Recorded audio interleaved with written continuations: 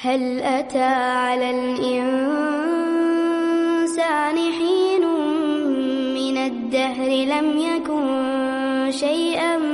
مذكورا إنا خلقنا الإنسان من نطفة أمشاج نبتليه فجعلناه سميعا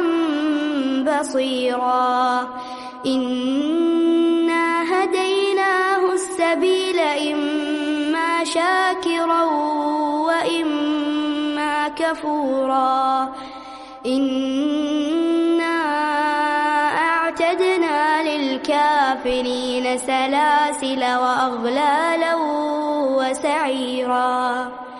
إن الأبرار يشربون من كأس كان مزاجها كافورا عينا يشرب بها عباد الله يفجرونها تفجيرا يوفون بالنذر ويخافون يوما كان شره مستطيرا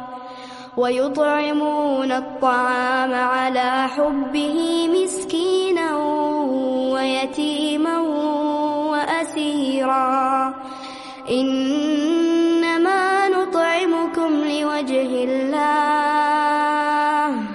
لا نريد منكم جزاء ولا شكورا إنا نخاف من ربنا يوما عبوسا قمطريرا فوقاهم الله شر ذلك اليوم ولقاهم نضرة وسرورا وجزاهم بما صبروا جنة وحريرا متكئين فيها على الأرائك لا يرون فيها شمسا ولا زمهريرا ودانية عليهم ظلالها وذللت قطوفها تذليلا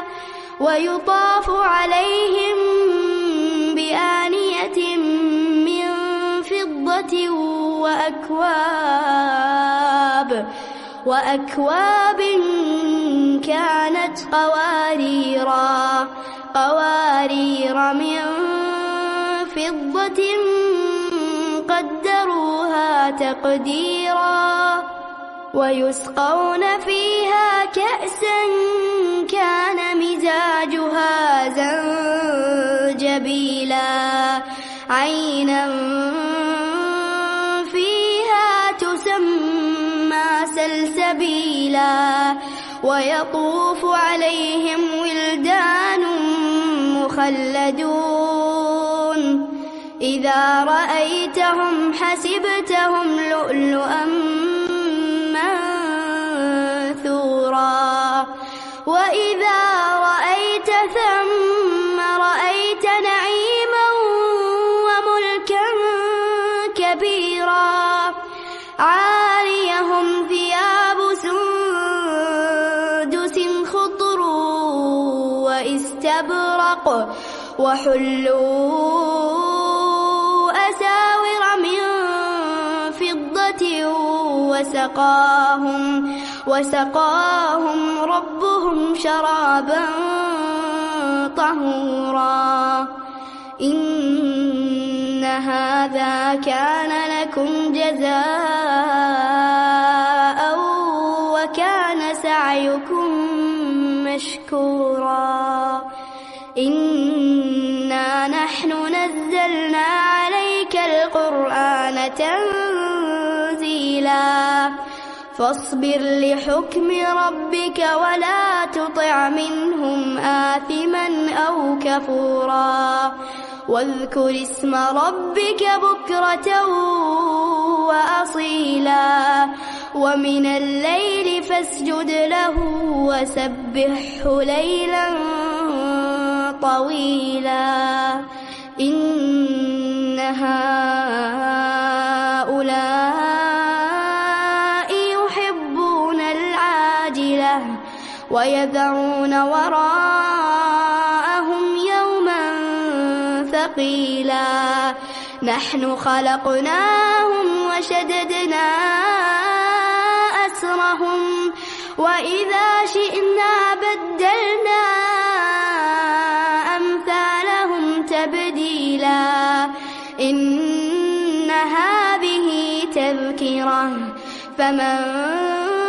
شاء اتخذ إلى ربه سبيلا وما تشاءون إلا أن يشاء الله إن الله كان عليما حكيما يدخل من يشاء في رحمته